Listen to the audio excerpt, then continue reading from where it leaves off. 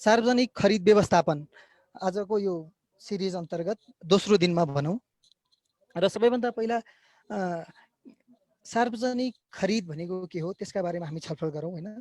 दुईवटा कुरा छ। एउटा छ आज हामी यसमा हेर्ने भनेको खरिद गर्ने र किन्ने बीचको खास फरक के छ त त्यसको बारेमा छलफल गर्नेछौँ भने सार्वजनिक खरिदको वास्तविक अर्थ के हो त्यसको बारेमा हामी छलफल गर्नेछौँ। त्यसैगरी कुनै पनि सामग्री होस्, चाहे निर्माणकारी होस् अथवा परामर्श सेवा होस् अथवा कुनै वस्तु खरिद गर्नका लागि प्रक्रियागत ढङ्गमा कसरी अगाडि बढ्ने भन्ने कुराको बारेमा हामी छलफल गर्नेछौँ भने त्यसै सार्वजनिक खरिदका सरोकारवालाहरू के हुन् त, को हुन् त त्यसको बारेमा समेत छलफल गर्नेछौँ र यसका मुख्य उद्देश्यहरू के छन् त्यसका बारेमा समेत छलफल गर्नेछौँ।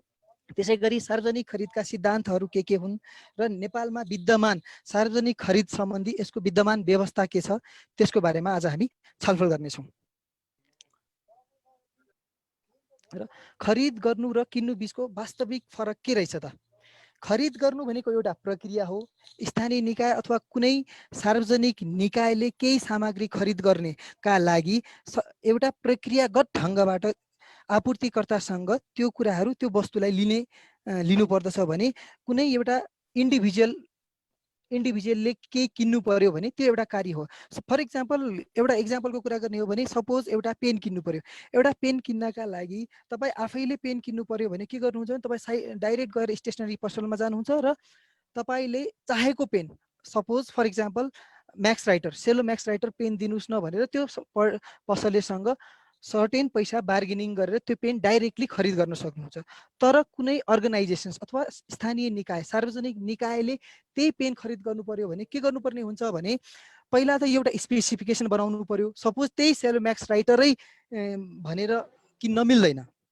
त्यसका लागि चाहिँ सार्वजनिक निकायले के गर्नु पर्यो भने एउटा पेन, यस्तो पेन जो कालो लेखोस्, जसको बिर्को होस्, जसको लेख्ने पिनको टिपको डायमिटर 0.5 mm भएको त्यस्तो खालको पेन उपलब्ध गराइदिनु पर्यो भनेर राष्ट्रिय होस् अथवा लोकल लेभलमै आह्वान गर्नु पर्यो। र त्यो आह्वान गरिसके पछाडि आपूर्तिकर्ताले चाहिँ ल यस्तो यस्तो खालको सामग्री मसँग छ, यो सामान चाहिँ म यो पैसामा उपलब्ध गराउन सक्छु भनेर उहाँहरूले चाहिँ त्यस पछाडि त्यो माग गर्ने स्थानीय निकाय होस् अथवा कुनै अर्गनाइजेसन्स होस् तिनीहरूलाई चाहिँ उहाँले जानकारी गराउनुहुन्छ। त्यो जानकारी आइसके पछाडि सबैभन्दा कम मूल्यमा त्यस्तो खालको पेन जुन स्पेसिफिकेसन हामीले बनाएका छौँ सबैभन्दा मूल्य कम हुनु पर्यो, हाम्रो स्पेसिफिकेसन म्याच हुनु पर्यो। त्यस्तो खालको पेन चाहिँ हामी ती खालका आपूर्तिकर्ता अथवा भनौँ स्टेसनरीहरूसँग चाहिँ हामीले प्रक्रियागत ढङ्गबाट खरिद गर्ने हो। अब त्यस्तालाई चाहिँ खरिद प्रक्रिया भन्छ। त्यही भएर खरिद भनेको एउटा प्रक्रिया हो भनेको डाइरेक्टली इन्डाइरेक्टली भन्ने हो भने यो पनि कानै समात्ने हो र यसरी घुमाएर समात्दाखेरि पनि कानै समात्ने हो। भने एउटा प्रक्रियागत ढङ्गबाट गर्ने भनेको कार्य खरिद भयो भने सोझै हामी इन्डिभिजुअल्ली गएर सिधै वार्ताबाट अथवा एउटा स्टेसनरीमा गएर डाइरेक्टली पर्चेस गर्छौँ भने त्यसलाई चाहिँ किन्ने कार्य अथवा किन्ने भन्ने गरिन्छ। भनाइको मतलब खरिद भनेकै के हो त?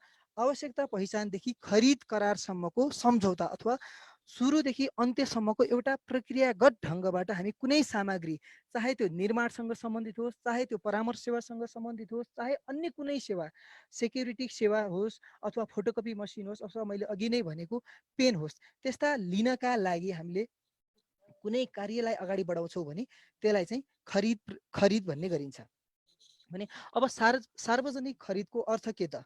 यसमा के हुन्छ भने सम्पूर्ण नागरिकको राजस्वबाट उठेको रकमलाई चाहिँ रकमको प्रोपर युटिलाइजेसन होस् भन्नका लागि सरकारको अथवा स्थानीय निकायको अथवा अन्य कुनै अर्गनाइजेसनले एउटा सर्टेन प्रक्रिया अपनाएर पारदर्शी रूपमा, खुल्ला रूपमा आह्वान गरेर कुनै कार्यहरू किन्छ भने त्यसलाई चाहिँ सार्वजनिक खरिद भन्ने गरिन्छ।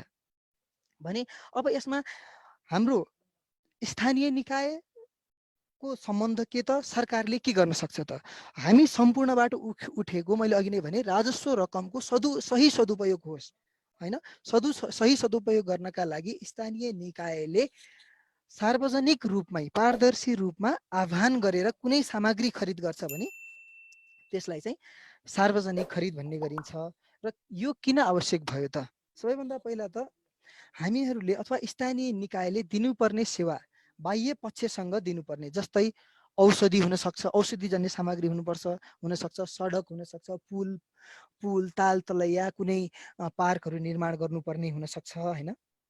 त्यस्तै र अब स्थानीय निकायलाई सञ्चालन गर्नका लागि त्यस्ता अर्गनाइजेसन्सहरूलाई सञ्चालन गर्नका लागि आवश्यक पर्ने पूर्वाधार, जस्तै स्टेसनरी हुनसक्छ, फोटोकपी मेसिनहरू हुनसक्छ, इन्धन हुनसक्छ, फर्निचरहरू हुनसक्छ, त्यो कार्यालयलाई सञ्चालनमा ल्याउनका लागि होइन, चुस्त दुरुस्त पार्नका लागि आवश्यक पर्ने सामग्रीहरू खरिद गर्नका लागि पनि डाइरेक्टली पर्चेस गर्न मिल्दैन। सर्टेन प्रक्रिया पुर्याएर मात्रै स्थानीय निकायहरूले पर्चेस गर्नुपर्ने हुन्छ।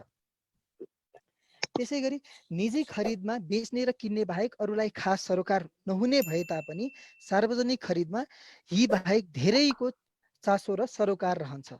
जस्तै व्यावसायिक क्षेत्रमा खरिदमा सहभागी हुन पाउने सबैको समान अधिकार हुनुपर्दछ।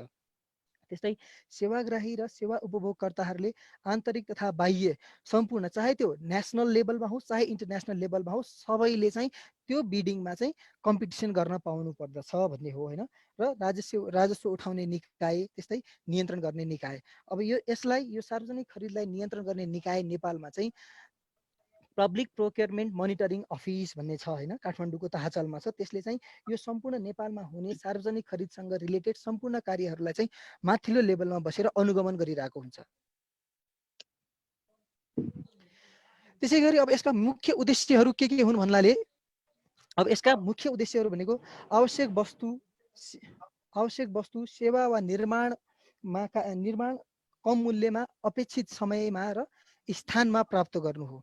र यसका लागि आवश्यकता भनेको के हो त, स्पेसिफिकेसनमा तोकिएको हुनुपर्ने, स्पेसिफिकेसनमा तोकिएको घटी नहोस् बढी हुन सक्ला, तर मूल्याङ्कन गर्दा बढीलाई चाहिँ प्राथमिकता दिनु हुँदैन। भन्नाले के भन्नु खोजेको भने, हामीले सपोज कुनै एउटा कन्क्रिटिङको काम गर्नुपर्ने छ र त्यो कन्क्रिटिङको काम गर्नका लागि हामीहरूले M15 को मसलाको स्पेसिफिकेसन दिएका छौँ। 1 2 4 को मसला प्रयोग गरेर कन्क्रिटिङ गर अथवा M15 को कन्क्रिटिङ गर भनेर भन्यौँ भने, र यदि फिल्डमा कन्ट्र्याक्टरले अथवा जोसँग हामी त्यो सामग्री खरिद गरिरहेको छौँ उसले चाहिँ हामीलाई M20 1.5 को मसला भएको कन्क्रिट उपलब्ध गरायो भने त्यो कन्डिसनमा चाहिँ हामीले त्यसलाई चाहिँ पास चाहिँ गर्ने हो, त्यो ठिक छ भन्ने हो। तर किन ठिक छ त, हामीले मागेको M15 थियो, उसले हामीलाई प्रोभाइड गर्यो M20 अथवा M25, तर त्यसलाई चाहिँ ओके भन्न मिल्यो।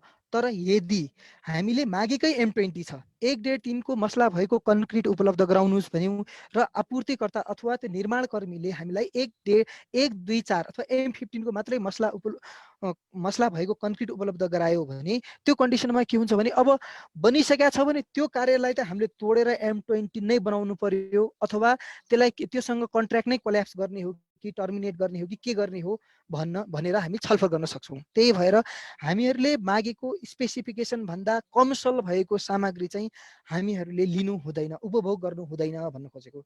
र यी सम्पूर्ण कुराहरू भइसके पछाडि अन्त्यमा आउने भनेको मूल्य सार्थकता हुनु पर्यो। अब त्यो मूल्य सार्थकता भन्नाले किन्दाखेरिको मूल्य मात्रै हेर्ने होइन, हामीले किन्दाखेरि 2-4 रुपियाँ सस्तो होस् तर दिगो होस्, कुनै पनि निर्माण कार्य होस् अथवा कुनै वस्तु होस् अथवा कुनै गाडी होस्, इन्धन होस्, खरिद गर्दाखेरि हामीले त्यो कतिको दिगो छ भन्ने कुरा सुरुमा नै विचार पुर्याउनु पर्ने हुन्छ।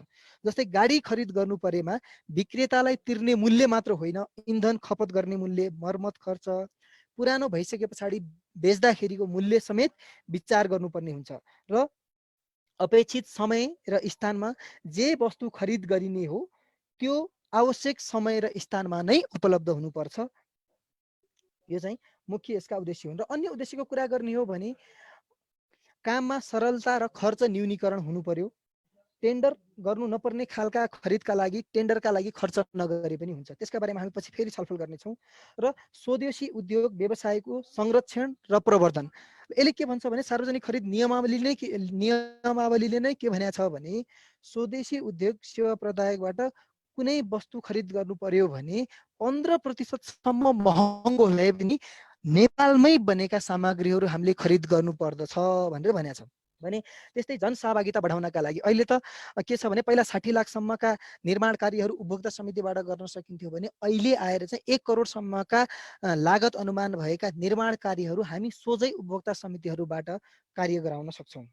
जसले गर्दा हाम्रो जनसहभागिता पनि बढ्ने भयो र उनीहरूको पनि दिगो विकास हुने भयो र उनीहरूको सहभागितामा कुनै निर्माण कार्य बन्यो भने त्यो बढी दिगो हुन जान्छ, किनभने उनीहरूले त्यस्ता खालका निर्माण कार्यलाई अपनत्व जनाएर पछिको दिनमा पिरियोडिक मेन्टेनेन्समा महत्त्वपूर्ण भूमिका निर्वाह गरिरहेका देखिएका छन्।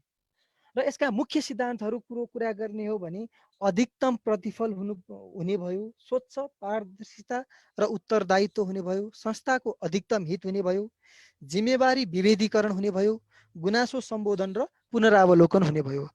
Main aims of public procurement भनेकै 5R भन्छ के, 5वटा R छन्, जस्तै right time, right quality, right source, right location and right quantity. हामीलाई उचित मात्रामा प्रयोग हुनु पर्यो, हामीले भनेको क्वालिटीमा उपलब्ध हुनु पर्यो, हामीले भनेको समयमा हामीले पाउनु पर्यो र हामीले भनेको स्थानबाट हामीले पाउनु पर्यो र हामीले भनेको भन्दा कम मूल्यमा उपलब्ध हुनु पर्यो। त्यस्तै गरी अब कुनै पनि खरिद कार्यको एउटा प्रक्रिया हुन्छ। सार्वजनिक खरिदको प्रक्रिया हेर्ने हो भने कुनै पनि कार्य गर्नु पर्यो, जस्तै त्यो जेसुकै पनि हुनसक्छ, पुल निर्माण गर्नका लागि होस्, भवन निर्माण गर्नका लागि होस्, सडक निर्माण गर्नुपर्ने होस्, अथवा अन्य कुनै खानेपानी होस्, अथवा कुनै गाडी खरिद नै होस्, औषधि खरिद होस्, त्यसका लागि चाहिँ हामीलाई सबैभन्दा अगाडि चाहिने भनेकै डिपिआर, डिटेल प्रोजेक्ट रिपोर्ट अथवा गुरु योजना। गुरु योजना हामीले सबैभन्दा अगाडि गुरु योजना निर्माण गर्छौँ र गुरु योजना निर्माण गरिसके पछाडि त्यो गुरु योजना अनुसार हामीहरूको वार्षिक बजेट कति छ त, वार्षिक बजेटका आधारमा त्यो गुरु योजनाका आधारमा स्थानीय निकाय अथवा अन्य कुनै अर्गनाइजेसनले आफ्नो वार्षिक बजेट छुट्याउने गर्दछ र वार्षिक बजेट छुट्याइसके पछाडि त्यो कार्यलाई त्यो गुरु योजनाबाट हाम्रो डिटेल इस्टिमेट आउँछ। डिटेल इस्टिमेट टोटल कस्ट कति रहेछ भन्ने कुरा पत्ता लाग्छ र त्यो टोटल कस्टका आधारमा त्यो मल्टी इयर प्रोजेक्ट अथवा बहुवर्षीय योजना हो कि एक वर्षीय योजना हो, एक वर्षमा सकिन्छ कि बहुवर्षीयमा जान्छ, यही वर्षमा सकिन्छ भने यो आर्थिक वर्षमा कति रकम चाहिन्छ र बहुवर्षीय ठेक्का हो अथवा बहुवर्षीय एग्रिमेन्ट हुन्छ भने बहुवर्षमा यो वर्षमा कति रकम चाहियो र अर्को वर्षमा कति रकम चाहियो भन्ने कुराका लागि अहिले नै हामीले छलफल गरेर खरिद योजना निर्माण गरेर स्वीकृत गराउनु पर्ने हुन्छ प्रत्येक अर्गनाइजेसनले। र खरिद योजना बनाइसके पछाडि त्यस पछाडि स्पेसिफिकेसनका कुराहरू चाहिँ डिपिआरबाट पनि आउने गर्दछ, कुन कुन स्पेसिफिकेसनको कुन कुन सामग्रीहरू चाहियो भनेर। यी सबै कुरा आइसके पछाडि हामी बिड डकुमेन्ट तयार गर्छौँ र आजको सेसनमा हामी बिड डकुमेन्ट कसरी तयार गर्ने भन्ने कुरा पनि हामी छलफल गर्नेछौँ। र बिड डकुमेन्ट तयार भइसके पछाडि हामी र नोटिस टु बिडर, बोलपत्र आह्वान, त्यो राष्ट्रिय लेभलको बोलपत्र हुनसक्छ, अन्तर्राष्ट्रिय लेभलको हुनसक्छ अथवा स्थानीय निकायको हुनसक्छ। त्यो क्राइटेरिया हेरेर हामी बोलपत्र आह्वान गर्छौँ र बोलपत्र आह्वान गरिसके पछाडि बोलपत्र दाताले त्यो आएको बोलपत्रलाई चाहिँ अब ल म यो काम गर्न इच्छुक छु भनेर उसले आफ्नो बिड गर्छ। त्यो बिड गरेर आइसके पछाडि अब नर्मल्ली हेर्ने हो भने नेसनल लेभल बिडिङको केसमा चाहिँ भनेको तपाईँको 20 लाखदेखि 2 करोड सिल बिड भन्छ चाहिँ 30 दिनको लागि हुन्छ। 31औं दिनमा बिड ओपनिङ हुन्छ, 30 दिनमा खरिद गर्ने कार्य हुन्छ भने अन्तर्राष्ट्रिय स्तरको हकमा चाहिँ 45 दिन हामीले बोलपत्रका लागि समय दिने गर्दछौँ र त्यो समय बोलपत्रको समयभित्र 30 दिन अथवा 45 दिनभित्र त्यस कार्यालय अथवा स्थानीय सार्वजनिक निकायमा दर्ता हुन आएका बोलपत्रहरूलाई चाहिँ खोल्ने गर्छौँ, हामी खोल्छौँ। खोलिसके पछाडि त्यसलाई अब मूल्याङ्कन समिति गठन गरिएको हुन्छ सार्वजनिक निकायले र त्यो मूल्याङ्कन समितिले बोलपत्रको समयभित्र दर्ता भएका बोलपत्रहरूलाई चाहिँ मूल्याङ्कन गर्छ र मूल्याङ्कन गरिसके पछाडि लोएस्ट इभ्यालुएटेड सक्सेसफुल बिडर भन्छ, सारभूत रूपले प्रभावग्राह्य बिडर अथवा बोलपत्र दाता, हामीले मागेको स्पेसिफिकेसन पुरा होस् र हामीले भनेको रकम भन्दा पनि सबैभन्दा न्यूनतम कबोल रकम सहित बोलपत्र पेश गर्ने निर्माणकर्मी अथवा बोलपत्र दातालाई चाहिँ हामी छनौट गर्नका लागि 7 दिने सूचना जारी गर्छौँ। त्यो राष्ट्रिय लेभलको पत्रिकामा पनि हुनसक्छ अथवा यो लोकल लेभलको पत्रिकामा हुनसक्छ। जसरी भए पनि ती बोलपत्र दाताहरूलाई हामीले जानकारी गराउने हो, जसलाई आशय पत्रको सूचना भन्छ। फलानुको टेन्डर स्वीकृत भयो र फलानुको टेन्डर स्वीकृत भएको हुनाले सम्पूर्ण बोलपत्रदाताहरूको जानकारीका लागि यो आशय पत्रको सूचना जारी गरिएको छ भनेर एउटा टेन्डर पब्लिस गर्छौँ। र त्यो 7 दिनसम्म कसैको उजुरी परेन। यदि कुनै बोलपत्रदाताको चित्त बुझेन, फलानुले हालेको कबोल रकम भन्दा त मेरो कबोल रकम कम थियो, अथवा उसको डकुमेन्ट भन्दा मेरो डकुमेन्ट स्ट्रोङ थियो, मैले पाउनुपर्ने ठेक्का फलानुले पायो भनेर कसैले दाबी विरोध गर्यो त्यो 7 दिनभित्र भने फेरि त्यो बोलपत्रदाताले चाहिँ मूल्याङ्कन पुनरावलोकन गरी पाऊँ भनेर त्यो निकायलाई चाहिँ पत्राचार गर्छ। त्यो पत्राचारका आधारमा फेरि त्यो स्थानीय त्यो निकाय भनौँ, त्यो निकायले पुनः त्यो मूल्याङ्कनलाई चाहिँ पुनरावलोकन गरेर फेरि ठिक छ भने ठिक छ, छैन भने चाहिँ यो केही कारणले यो कारणसहित उल्लेख गरेर फेरि पुनः सूचना गर्नुपर्ने हुन्छ। र यदि त्यो आशय पत्रको सूचना भएको 7 दिनभित्र कसैले दाबी विरोध गरेन भने 8औं दिनमा चाहिँ जुन कन्ट्र्याक्टरसँग अथवा जुन बोलपत्रदाता छनौट भएको थियो त्यो बोलपत्रदातालाई चाहिँ उक्त कार्य गर्नका लागि सम्झौता गर्नु पर्यो भनेर अबका 15 दिनभित्र सम्झौताका लागि यस कार्यालयमा उपस्थित हुनका लागि जानकारी गराइन्छ भनेर सम्झौताका लागि एउटा पत्राचार गर्नु पर्यो छनौट भएको बोलपत्रदातालाई मात्रै। त्यस पछाडि त्यो 15 दिनभित्र त्यो बोलपत्रदाताले म सम्झौता गरी पाऊँ भनेर एउटा निवेदन दिन्छ। निवेदन दिइसकेपछि त्योसँग कन्ट्र्याक्ट एग्रिमेन्ट हुन्छ। फलानु काम गर्नका लागि यति समयावधिभित्र यो काम सक्ने गरी तपाईँसँग द्विपक्षीय सम्झौता हुने भयो अथवा त्रिपक्षीय पनि सम्झौता हुन सक्छ। र त्यो सम्झौता भइसके पछाडि कन्ट्र्याक्ट इम्प्लिमेन्टेसनमा जान्छ। त्यस पछाडि अब सर्टेन टाइमभित्र कम्प्लिट गर्नका लागि उसले त्यो कार्य गर्नका लागि सुरु गर्छ। सुरु गरिसके पछाडि अब ठुलो प्रोजेक्ट हो भने रनिङ बिलका कुराहरू आउँछन्। ठुलो प्रोजेक्ट होइन, साना प्रोजेक्टहरू हुनु भने एकैचोटि उसले कार्य सम्पन्न गरेर वर्क कम्प्लिसन रिपोर्ट त्यहाँका प्राविधिकले वर्क कम्प्लिसन रिपोर्ट तयार गरिसके पछाडि अन्तिम भुक्तानी हुन्छ। र यसरी यो सम्पूर्ण कार्य भइसके पछाडि त्यो बोलपत्रदाताले सम्झौता भएको बोलपत्रदाताले चाहिँ हामीसँग के गर्छ त त्यो प्रोजेक्टलाई चाहिँ ह्यान्डओभर गर्छ। ह्यान्डओभर गरेपछि त्यो प्रोजेक्ट बल्ल सकिन्छ। यसरी यो एउटा प्रक्रियागत ढङ्गमा अगाडि बढिरहेको हुन्छ। सुनिरहनु भएको छ मलाई? हेलो, सुनिन्छ कमलजी, सुनिन्छ। हजुर हजुर सर, धन्यवाद दाइ, धन्यवाद। ल अगाडि बढौँ है त। र नेपालमा विद्यमान यो सार्वजनिक खरिद सम्बन्धी नेपालमा विद्यमान व्यवस्थाको कुरा गर्ने हो भने कानुनी व्यवस्थाहरू हेर्ने हो भने सार्वजनिक खरिद ऐन 2063 र सार्वजनिक खरिद नियमावली 2064 जारी भएका छन् र अहिले आएर चाहिँ यसका 10औं संशोधनसम्म पुगिसकेका छन्। गत आर्थिक वर्षमा मात्रै 4वटा संशोधन भएका थिए भने यसपालि पनि फेरि संशोधन भएर 10औं संशोधनसम्म आइसकेका छ। भने कानुनी व्यवस्थामै के भनेको छ भने प्रदेश तथा स्थानीय तहले आफ्नै नियमावली बनाउन सक्नेछ। अहिले त यो संहिता लागू भइसके पछाडि नेपालमा पनि 3 तहका सरकारहरू अहिले कार्यरत छन् भनौँ न। संघीय सरकार, प्रदेश सरकार र स्थानीय सरकार।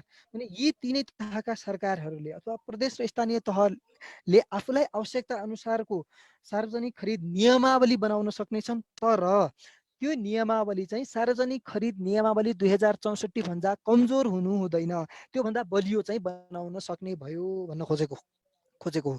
भने बनाउन पाउँछ यसको अर्थ यो होइन कि उसले आफ्नै मन लाग्दो रूपमा जस्तो पाए त्यस्तो बनाउन मिलेन।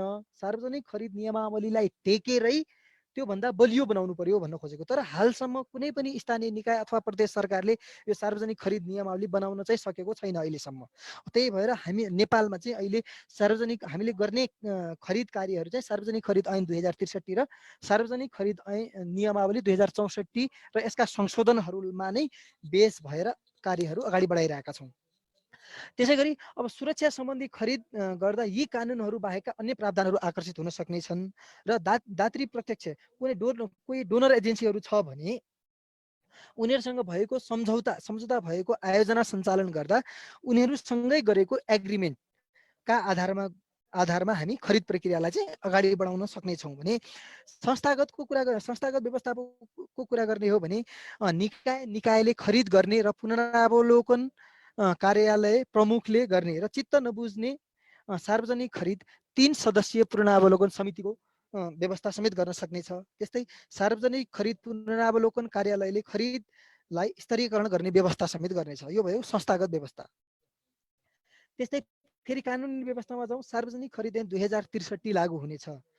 खरिद मैले अघि नै भने खरिद नियमावली चाहिँ आफै बनाउन सकिनेछ र संघीय सरकारले मोडल नियमावली बनाएर उपलब्ध गराउन सक्ने, तर हामीसँग अहिलेसम्म पनि बनि नसकेको अवस्था छ र आफै नियमावली नबनाउँदासम्म खरिद नियमावली 2064 नै लागू गर्न सकिनेछ भनेर भनेको छ भने त्यस्तै अधिकार प्रयोग सम्बन्धमा जुन स्थानीय तहका प्रशासकीय अधिकृत छन् उनले सोही तहको अधिकृत स्तरको अधिकृतको अधिकार प्रयोग गर्ने भनेको छ। तृतीय श्रेणीको प्रमुखले तृतीय श्रेणीको नै भनाइको मतलब के भने सपोज हामी कुनै ठेक्का जारी गर्दैछौँ भने बिड इन्भाइट गर्नुभन्दा अगाडि कस्ट इस्टिमेट एप्रुभ गर्नुपर्ने हुन्छ। सपोज बोलपत्रको त्यो कस्ट इस्टिमेटको रकम 1 करोडसम्म भयो भने त्यतिखेरको हकमा चाहिँ के छ भने रापत तृतीय श्रेणीका अधिकृतले चाहिँ त्यो बोलपत्रको रकमलाई चाहिँ स्वीकृत गर्न सक्ने अधिकार छ। र अहिले धेरै जसो के छ भने अब महानगरपालिका उपमहानगरपालिकातिर चाहिँ सचिव सहसचिव सरहका लेभलका अधिकृत लेभलका प्रमुख प्रशासकीय अधिकृत ज्यूहरू हुनुहुन्छ। तर अहिले यो कतिपय नगरपालिका र गाउँपालिकाहरूमा चाहिँ के हुनुहुन्छ भने रापत तृतीय श्रेणीका नै प्रमुख प्रशासकीय अधिकृत ज्यूहरू हुनुहुन्छ र उहाँहरूले स्वीकृत गर्ने अधिकार भनेकै सार्वजनिक खरिद नियमावलीले के भनेको छ भने रापत तृतीय श्रेणीका अधिकृत सरहका कर्मचारी अथवा प्रमुख प्रशासकीय अधिकृतले चाहिँ 1 करोडसम्मको लागत अनुमान भएको ठेक्कालाई चाहिँ स्वीकृत गर्न सक्नेछन् भनेको छ। भने त्योभन्दा माथिल्लो तहका लागि कहाँ जाने भन्ने कुरा थियो। पहिला चाहिँ मन्त्रालयमा धाउनु पर्ने भन्ने व्यवस्था भइरहेको, त्योभन्दा एक तहको माथिकोमा जानुपर्ने व्यवस्था थियो भने अहिले आएर चाहिँ के भनेको छ भने सोभन्दा माथिको लागत अनुमान भएका बोलपत्र सम्पूर्ण बोलपत्रहरूलाई चाहिँ त्योभन्दा माथिको भनेको गाउँपालिकाको हकमा चाहिँ गाउँपालिका अध्यक्षज्यूहरू अथवा नगरपालिका उपमहानगरपालिका अथवा महानगरपालिकाको हकमा चाहिँ मेयरले चाहिँ त्यो बोलपत्रको लागत अनुमानलाई चाहिँ स्वीकृत गर्ने अधिकार दिएको छ। भने अब तृतीय श्रेणीका कर्मचारी प्रमुख प्रशासकीय अधिकृत भएको हकमा चाहिँ उहाँहरूको लेभलसम्म मात्रै उहाँले स्वीकृत गर्नुहुन्छ। त्योभन्दा माथिको लेभलको चाहिँ उहाँहरूले गापा अध्यक्ष अथवा नगरपालिका मेयरसँग सिफारिस गर्नुहुन्छ र मेयरले चाहिँ त्यसलाई स्वीकृत गर्नुहुन्छ। किनभने अहिले त अब यो स्थानीय लेभल भनिसकेपछि स्थानीय सरकार नै हुने भएको भएर सम्पूर्ण अधिकारहरू चाहिँ स्थानीय लेभल यो गाउँपालिका अथवा नगरपालिकाका मेयर र गाउँपालिका अध्यक्षहरूलाई दिएको छ। र त्योभन्दा पनि माथिको लेभल का बोलपत्र त्यो लागत अनुमान भएका बोलपत्रहरू आयो भने कार्यकारिणीले प्रयोग गर्ने भनेको छ। र हालसम्म चाहिँ के छ भने सम्पूर्ण लागत अनुमान प्रमुख प्रशासकीय अधिकृतले गर्ने र उहाँले गर्न नसक्ने लागत अनुमान भएका बोलपत्रहरूको हकमा चाहिँ प्रमुख प्रशासकीय अधिकृतज्यूले गाउँपा अध्यक्ष अथवा नगरपालिका मेयरज्यूहरूलाई सिफारिस गर्नुहुन्छ र सिफारिसले चाहिँ तिनीहरूलाई स्वीकृत गरेर ठेक्का आह्वानका लागि प्रक्रिया अगाडि बढाउनुहुन्छ। र अब खरिद सम्बन्धी आचार संहिताको कुरा गर्ने हो भने सार्वजनिक खरिद ऐन दफा 61 मा के भनेको छ भने खरिद गर्दाखेरि स्वच्छ प्रतिस्पर्धा हुने गरी निष्पक्ष व्यवहार गर्ने, त्यसै गरी सार्वजनिक हित हुने गरी खरिद कार्यलाई अगाडि बढाउने, त्यस्तै स्वार्थ बाँझिने गरी खरिद कार्य नगर्ने, बोलपत्रदाताको संवेदनशील तथा तथ्यहरू गोप्य राखिदिने, आफू पदमा रही खरिद कार्यमा संलग्न हुँदा जोसँग खरिद गरिएको छ त्यो कम्पनीसँग कुनै रूपमा सेवा निवृत्त भएको 2 वर्षसम्म काम नगर्ने हो। यसले चाहिँ एकदम राम्रो के भनेको छ भने सपोज तपाईँ आज कुनै स्थानीय निकाय अथवा कुनै अर्गनाइजेसनमा आबद्ध हुनुहुन्छ र त्यो समयमा तपाईँले कुनै कन्ट्र्याक्टरसँग एग्रिमेन्ट गरेर अफिसबाट अफिसियल हिसाबले काम गराउनु भएको छ। त्यो टाइममा र काम गराइसके पछाडि तपाईँ ठ्याक्कै तपाईँ के भयो भने तपाईँको पेन्सन भयो भनौँ न, सेवा सकियो, सेवा अवधि सकियो। सेवा अवधि सकिसके पछाडि जुन कन्ट्र्याक्टरसँग तपाईँले काम गर्दाखेरिको पिरियडमा त्यो स्थानीय निकाय अथवा त्यो अर्गनाइजेसनबाट काम गराउनु भएको थियो, आफ्नो सेवा सके पछाडि त्यही कम्पनीसँग कम्तीमा पनि 2 वर्षसम्म कार्य नगर्ने भन्न खोजेको। त्यसले गर्दा पारदर्शिता राम्रो हुन्छ। पहिला केही उनीहरूको बिचको भित्री आन्तरिक कुराहरू केही थिए कि भन्ने शङ्का उपशङ्का उब्जिने भएको भएर जुन कन्ट्र्याक्टरसँग तपाईँले अफिसियल्ली हिसाबले काम गर्नु भएको छ तपाईँले त्यो अफिस छोडिसके पछाडि कम्तीमा पनि 2 वर्षसँग त्यो कन्ट्र्याक्टरसँग काम नगर्ने भन्न खोजेको हो। त्यस्तै आफ्ना नातेदार खरिद भण्डारणको रूपमा संलग्न भएका छन् भने खरिद प्रक्रियाको महत्त्वपूर्ण चरणमा संलग्न नहुने, कानुन विपरीत हुने कार्य नगर्ने, भ्रष्टाचार जन्ने र जालसाजीपूर्ण कार्य नगर्ने, मिलेमतो तथा गुटबाजीमा संलग्न नहुने। यदि खरिद कानुनले गर्नुपर्ने भनेको कार्य नगरेको वा आचरण विपरीत हुने कार्य गरेको अवस्थामा विभागीय कारबाही समेत गर्नुपर्ने हुन्छ भनेर भनेको छ। त्यस्तै बोलपत्र अब माथि उल्लेखित बुदाहरूको कार्यान्वयन गर्ने क्रममा के कस्ता व्यवहार गर्नुपर्छ र हुन्न भन्ने विषयमा अब यी भनेका केही व्यवहारिक कुराहरू भए। जस्तै बोलपत्र दाखिला गर्ने वा अरू कुनै सम्भावित बोलपत्रदातालाई विशेष व्यवहार नगर्ने, सम्पूर्ण बोलपत्रदातालाई चाहिँ समान व्यवहार गर्ने, कुनै महत्त्वपूर्ण सूचना सबैलाई बराबर हुने गरी दिने, बोलपत्र प्रक्रिया सुरु भइसके पछाडि सम्भावित बोलपत्रदातालाई एक्लै नभेट्ने, कुनै उपहार नलिने, सहभागीहरूले आफ्नो अनुभवबाट पनि धेरै आचरणगत कुराहरू थप्न सक्नुहुनेछ भनेको मतलब यो कुराहरू त अब व्यवहारिक कुराहरू भए, यसमा चाहिँ तपाईँहरूले आफैले पनि केही कुरा थप्न सक्नुहुनेछ भन्न खोजेको। र यतिसम्म केही जिज्ञासाहरू छन् भने यसो केही छलफल गरौँ, होइन होइन भने अलि अगाडि बढौँ भन्न खोजेको मैले त। केही जिज्ञासा छन्? केही सुनिरहनु भएको छ मलाई? ईश्वर सर, निरञ्जन सर, के हाम्रो पार्टिसिपेन्टबाट केही जिज्ञासाहरू आएका छन्? केही छ त्यस्तो कमेन्ट आएको छैन सर? हजुर, केही छलफल गर्नुपर्ने छ सर? त्यस्तो कमेन्ट के आएको छैन सर, अगाडि बढ्दा हुन्छ। अगाडि बढौँ है त। ल म फेरि अगाडि बढ्न चाहन्छु। र अहिलेसम्म हामीले खरिद भनेको के हो, खरिद व्यवस्थापनमा के कुरामा ध्यान दिने भन्ने कुरा छलफल गऱ्यौँ भने अब खरिद गर्दाखेरि खरिद जिम्मेवारी र विधि के हुन्छ, कुनै कार्य खरिद गर्नु पर्यो भने कसरी खरिद गर्ने भन्नेतर्फ अगाडि बढौँ। र खरिदका चरणहरू र जिम्मेवार। सबैभन्दा पहिला त अब खरिदको चरण हेरौँ। सबैभन्दा पहिला हामीलाई के चाहियो त आवश्यकता पहिचान र गुरु योजना। हामी के कार्य गर्दैछौँ, के का लागि हामी अगाडि बढ्दैछौँ अथवा के का लागि हामी बोलपत्र प्रकाशित गर्दैछौँ भन्ने कुरा, त्यसको आवश्यकता के हो त्यसको बारेमा पहिचान हुनु पर्यो। सपोज फर इक्जाम्पल कुनै एउटा हामीले सडक निर्माण गर्दैछौँ भने हामीलाई त्यसको डिटेल प्रोजेक्ट रिपोर्ट चाहियो, डिपिआर चाहियो। त्यो आइसके पछाडि अब यसमा गर्नुपर्ने कार्यहरू के को त, आगामी दिनमा सार्वजनिक निकायको उद्देश्य र लक्ष्य पुरा गर्न के खरिद गर्नुपर्छ भनी पहिचान गर्ने र यदि 10 करोड भन्दा माथिको खरिद आगामी दिनमा गर्नुपर्ने छ वा आयोजना हो भने खरिद गुरु योजना निर्माण गर्ने। यसमा दुईटा छ, एउटा एनुअल प्रोक्योरमेन्ट प्लान र एउटा master procurement plan. Annual procurement plan भन्नाले 10 करोडसम्मका 1 वर्षीय कुनै योजनाहरू छन् भने हामीले एनुअल प्रोक्योरमेन्ट प्लान बनाउनु पर्छ। त्यस्तै बहुवर्षीय योजनाहरू छन् र 10 करोड भन्दा माथि लागत अनुमान भएका कुनै योजनाहरू छन् भने त्यो हकमा चाहिँ हामीले मास्टर प्रोक्योरमेन्ट प्लान बनाउनु पर्छ भन्न खोजेको। र यसका लागि मुख्य जिम्मेवारी भनेको प्राविधिक शाखा नै हो। प्राविधिक इन्जिनियर, सब इन्जिनियर, असिस्टेन्ट सब इन्जिनियरहरू नै यसमा संलग्न भएका हुन्छन्। आयोजनाको डकुमेन्ट बनाउनेले पहिचान गर्ने, खरिद गुरु योजना खरिदको जिम्मेवारी पाउनेले खरिद महाशाखा इकाइले खरिद गर्ने। अनि त्यस पछाडि वार्षिक बजेट निर्माण गर्नु पर्यो। अब गुरु योजनाबाट अथवा डिटेल प्रोजेक्ट डिपिआरबाट चाहिँ हामीलाई के आइसक्यो भने त्यो आयोजना निर्माण गर्नका लागि कति रकम लाग्छ, 1 वर्षीय योजना हो अथवा बहुवर्षीय योजना हो, त्यो जानकार भइसके पछाडि अब यो वर्षमा कति बजेट चाहियो अथवा बहुवर्षीय योजना हो भने एक आर्थिक वर्षमा कति बजेट चाहियो, अन्य आर्थिक वर्षमा कति बजेट चाहियो भन्ने कुरा चाहिँ अगाडि बढाउनु पर्यो। र अब यसका लागि गर्नुपर्ने कार्य भनेको वार्षिक बजेट तर्जुमा गर्दा आगामी वर्ष खर्च गर्नुपर्ने के कस्ता कुराहरू छन् त्यस्ता कुराको आकलन गरी बजेटमा समावेश गर्नुपर्ने र वार्षिक खरिद योजना समेत बनाई सबैसँग बसेर छलफल गरी पेश गर्नुपर्ने हुन्छ।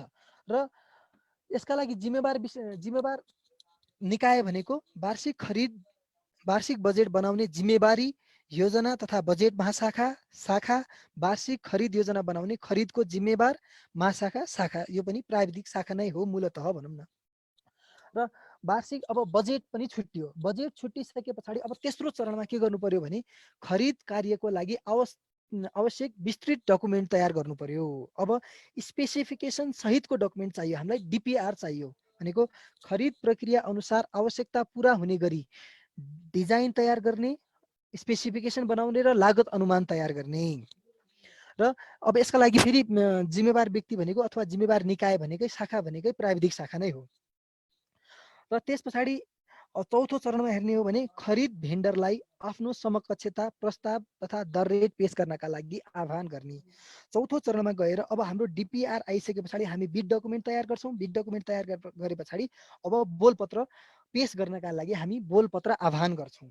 अब यसमा गर्नुपर्ने कार्य भनेको खरिदको प्रकृति अनुसार पूर्व योग्यता देखिने प्रमाण बोलपत्र प्रस्ताव दरभाउपत्र पेश गर्न सार्वजनिक सूचना गरी वा मौजुदा सूचीबाट माग गर्न सकिने। यसले के भन्न खोज्या भने अब हाम्रो डिटेल एस्टिमेट आइसके पछाडि त्यो एस्टिमेटका आधारमा चाहिँ हामी सिल्ड कोटेसन गर्ने हो कि सिल्ड बिड गर्ने हो कि नेसनल कम्पिटिटिभ बिडिङ गर्ने हो कि इन्टरनेसनल कम्पिटिटिभ बिडिङ गर्ने हो कि अथवा कुनै कन्सल्टिङ सर्भिस हायर गर्ने हो कि भन्ने कुराका लागि अगाडि बढ्नुपर्छ भन्न खोजेको।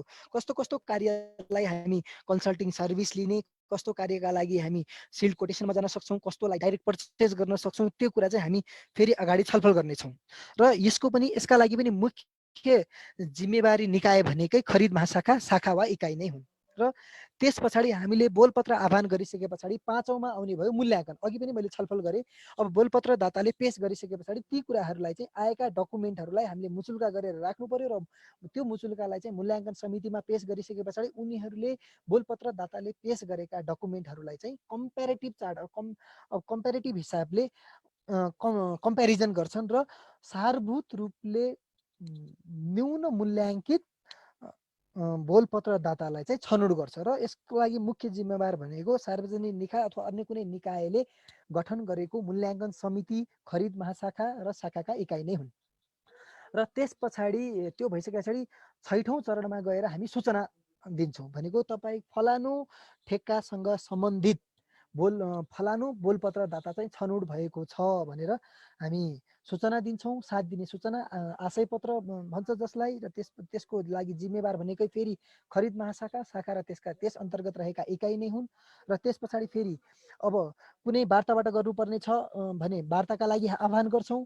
र त्यस पछाडि त्यो सूचनाको समय सकिए पछाडि हामी फेरि पुनः उसलाई सम्झौताको लागि पत्राचार गर्छौँ र उसले सम्झौता गरिपाउँ भन्ने पत्र पठाइसके पछाडि त्यो ठेक्काका लागि त्यो कन्ट्र्याक्टरसँग हामी सम्झौता गरेर कार्य अगाडि बढाउँछौँ। र अन्त्यमा आएर फेरि सम्झौता व्यवस्थापन, running bill, contract management, contract implementation होइन र कन्ट्र्याक्ट ह्यान्डओभरसम्मका कुराहरू आउँछन्। र यसमा गर्नुपर्ने कुराहरू सम्झौता अनुसारको कामको सुपरिवेक्षण गर्नु पर्यो, माल सामान निर्माण वा सेवा प्राप्तिको परिणाम र गुणस्तरको मापन तथा प्रमाणीकरण गर्नु पर्यो, प्रगति अनुमान गर्नु पर्यो र कुनै समस्या आयो भने त्यो समस्याको बैठक मार्फत समाधान गर्नु पर्यो। र यसका लागि जिम्मेवार निकाय भनेकै प्राविधिक वा विषयगत महाशाखा शाखा, प्राविधिक वा विषयगत महाशाखा हुने भयो।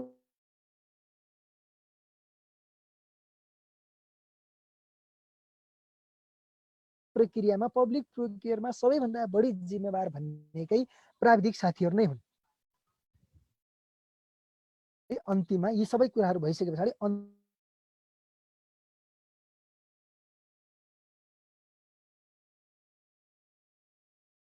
निकाय अन्तर्गत नगरपालिका, गाउँपालिका र उपमहानगरपालिका, महानगरपालिकामा छुट्टै छुट्टै खरिद शाखा स्थापना गरेका हुन्छन्।